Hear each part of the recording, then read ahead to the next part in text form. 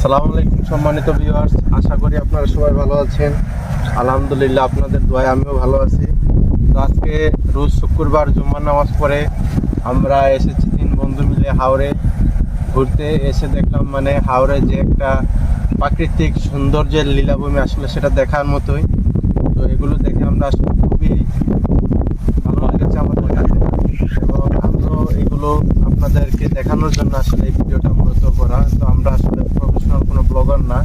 তো আমরা এখন আপনাদেরকে ধান খেতের দৃশ্যটা এবং এগুলো পেকে যে একটা সোনালি কালার রূপ ধারণ করেছে, আসলে এগুলা দেখতে খুবই একটা অসাধারণ এবং খুবই একটা সুন্দর পরিবেশ তৈরি করেছে।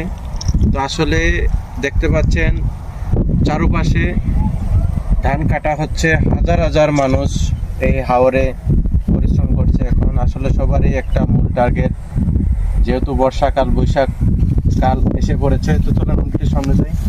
তো এই ধানগুলা কেটে ওনারা বাসায় নিয়ে গেলে আসলে একটা শান্তি।